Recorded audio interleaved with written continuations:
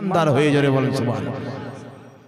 এবার চলে আসেন বিরাদর ইসলাম, আমি আপনাদের সম্মুখে যে আয়াতে কারিমা পাঠ করেছিলাম, আল্লাহ তাবারাক ওয়া তাআলা পবিত্র কোরআন পাকে বলছেন লা তা'তাযিরু কাদ কাফারতুম বা'দা ঈমানিকুম। আমরা হয়তো মানুষ অনেকে মনে করি যেই ব্যক্তি নিজেকে মুসলমান বলে, নামাজ পড়ে, রোজা রাখে, হজ করে, যাকাত দেয়, কুরবানি দেয়, টুপি পরে চলে, মুসলমানের সমাজে চলে, মরলে মাটি দেয়, জানাজা পড়ে, সবাই মুসলমান, এটাই তো মনে করি বাবা। সাধারণ মানুষের ব্রেনে এটাই তো মানে নলেজ ভরা আছে, এই সোচটা আছে, এই ধারণাটা আছে। কিন্তু বিরাদর ইসলাম, একটি কথা মনে রাখবেন, প্রত্যেক কলমা পড়নেওয়ালা মুসলমান নয়। নচেত মমতা ব্যানার্জিও তো কলমা পড়ে, শুনেছেন? লা ইলাহা ইল্লাল্লাহ মুহাম্মাদুর রাসূলুল্লাহ বলতে মমতা ব্যানার্জিও কলমা পড়ে, তাহলে কি মুসলমান বলা যাবে? একটু জোরে বলতে হবে। অনেক আপনার পণ্ডিত আছে, পুরোহিত আছে যারা কলমা পড়ে, কিন্তু আমরা তাদেরকে মুসলমান বলতে পারি না। কারণ মুসলমান বলার জন্য শুধু কলমা পড়া শর্ত নয়, মুসলমানের জন্য কলমার উপরে অটল থাকা শর্ত। জোরে বলেন সুবহানাল্লাহ। এইবার বিরাদর ইসলাম, আল্লাহ তাবারাক ওয়া তাআলা পবিত্র কোরআনে বলছেন লা তা'তাযিরু কাদ কাফারতুম বা'দা ঈমানিকুম। তুমি ঈমান আনার পরে কাফির হয়ে গেছো। অর্থাৎ একজন ব্যক্তি মুসলমান তো হয়েছিল, কলমা তো পড়েছিল, নবীর পিছনে নামাজ পড়তো, নবীর সাথে যুদ্ধের ময়দানে যেত। ওই ব্যক্তি একদিন হঠাৎ করে আমার আপনার নবী সাল্লাল্লাহু আলাইহি সাল্লাম বলছেন একজন সাহাবীর উট হারিয়ে গেল। নবী পাক বলছেন তোমার উট অমুক জঙ্গলে, তোমার উটনি রয়েছে অমুক জায়গাতে, নবী পাক বললেন। ওই ব্যক্তি বাইরে গিয়ে বলছে মোহাম্মদ বলে অমুকের উট অমুক জঙ্গলে আছে। মোহাম্মদ গায়েবের খবর কি জানে? মোহাম্মদ তো গায়েব জানে না। আল্লাহ তাবারাক ওয়া তাআলা মাসিয়াত দেখেন, আল্লাহ তাবারাক ওয়া তাআলার হিকমত দেখেন। ওই মুনাফিক যখন বলল মুহাম্মদ গায়েব জানে না, তাফসিরে নিশাপুরের মধ্যে হাদিসটি উল্লেখ। একজন সাহাবী, কিছু সাহাবী শুনে নিলেন।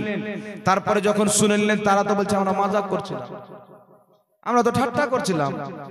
আল্লাহ পাক আয়াত দিয়ে পাঠালেন, জিবরিল যাও, ওয়ালা ইন সাআলতাহুম লা ইয়াকুলুন্না ইন্নামা কুন্না নাখুদু ওয়া নালআবু কুল আবিল্লাহি ওয়া আয়াতিহি ওয়া রাসূলিহি কুনতুম তাস্তাযিউন। হে জিবরিল, তুমি গিয়ে বলে দাও, আয়াত আমার নবীকে দিয়ে দাও। আল্লাহ আয়াত দিয়ে পাঠালেন যে তুমি কি আল্লাহর আয়াতকে ঠাট্টা করো, আল্লাহর নবীকে ঠাট্টা করো। লা তা'তাযিরু, বাহানা করিও না, ঠাট্টা করিও না। লা তা'তাযিরু কাদ কাফারতুম বাদা ঈমানিকুম, তুমি ঈমান আনার পরে আমার নবীর গুস্তাখি করার জন্য কাফির হয়ে গেছো। বলেন নাউযুবিল্লাহ। আল্লাহর কোরআন কি সাক্ষী দিলেন? ঈমান আনার পরে নবীর গুস্তাখি করার কারণে কাফির হয়ে গেল। আর সর্বপ্রথম নবীর বেয়াদবি করার কারণে কাফির হয়েছিল ইবলিস। আল্লাহ যখন আদমকে সৃষ্টি করলো, মহান রব্বুল আলামিন বললেন উসজুদু লি আদম, আদমকে সাজদা করো। ফাসাজাদু, সবাই সাজদা করলো ইল্লা ইবলিস, কিন্তু ইবলিস সাজদা করলো না।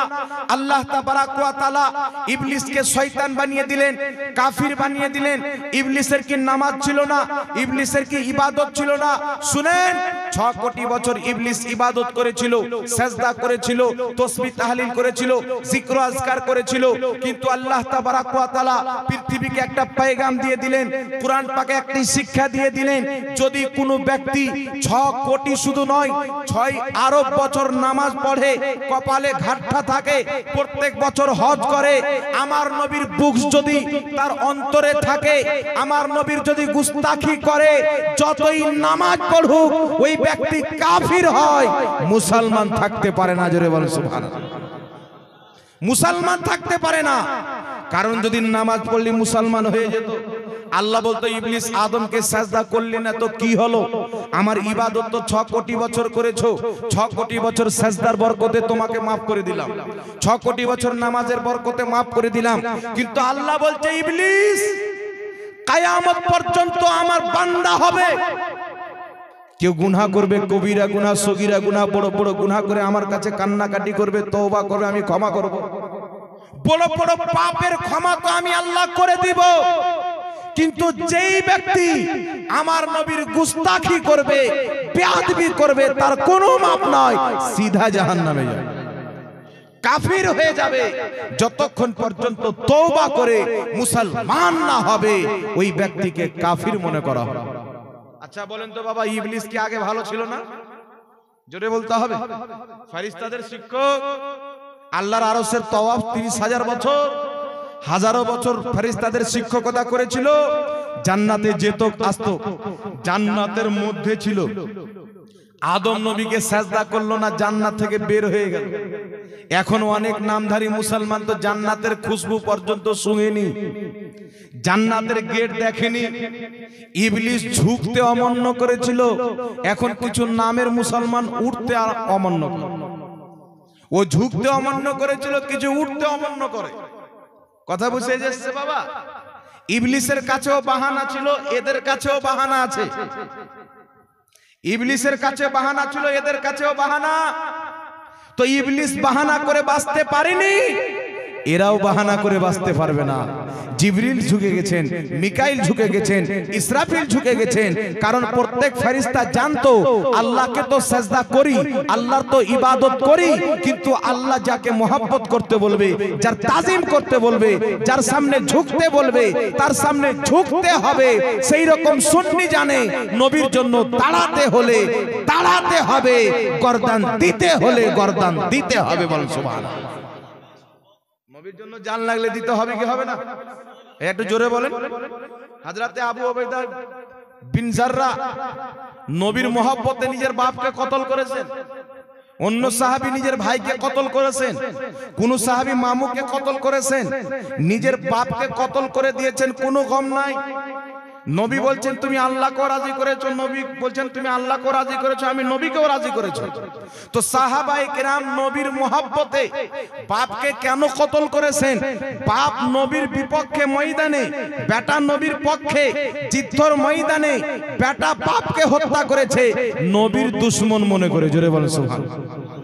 কারণ সাহাবা জানতেন, আল্লাহ পাক কোরআনে বলেছেন, হে ঈমানদার, যদি তোমাদের আপন বাপ আপন ভাই মুসলমান হওয়ার পরে আল্লাহ আল্লাহ রসুলের গুস্তাখিকে পছন্দ করে, কুফুরিকে পছন্দ করে, লা তাত্তাখিজু, তোমাদের তার সাথে কোনো আপোষ থাকতে পারে না। জোরে বলতে হবে সুবহানাল্লাহ।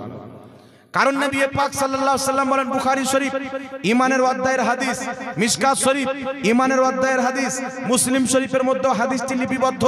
নবী পাক বলেন, লা ইউমিনু আহাদুকুম হাত্তা আকুনা আহাব্বা ইলাইহি মিন ওয়ালিদিহি ওয়া ওয়ালাদিহি ওয়ান নাসি আজমাইন।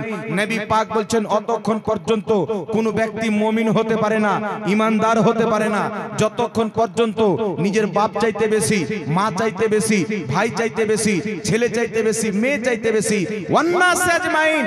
আল্লাহর পরে সব চাইতে বেশি যে আমি নবীকে না ভালোবাসবে ঈমানদার হতে পারে না। বলুন সুবহানাল্লাহ। তাহলে কি বুঝা গেল? বুঝা কি গেল? বাপের মহব্বত পরে, নবীর মহব্বত আগে। বাপের মহব্বত চাইতে নবীর মহব্বত, মায়ের মহব্বত চাইতে নবীর মহব্বত, ছেলের মহব্বত চাইতে বড় নবীর মহব্বত, ওলির মহব্বত চাইতে বড় নবীর মহব্বত, সাহাবীর মহব্বত চাইতে বড় নবীর মহব্বত। তাই আহলে সুন্নাত ওয়াল জামাতের মার্কাজ বরেলি শরীফ থেকে হুজুর তাজুশ শরিয়া पैगाम দিয়েছেন, নবী সে जो हो बेगाना उसे दिल से जुदा कर दे, पेदर मादर ब्रादर मालो जा, सब कुछ नबी पर फिदा कर दे। নবী থেকে কেউ যদি বেগানা হয়, কেউ যদি বলে নবী লিখতে জানতো না, ওর বক্তব্য শোনা চলবে না। কেউ যদি বলে নবীর মুখ দিয়ে দুর্গন্ধ বের হতো, তার বক্তব্য শোনা চলবে না। কেউ যদি বলে নবী কবরে মরা পড়ে আছে, তার বক্তব্য শোনা চলবে না।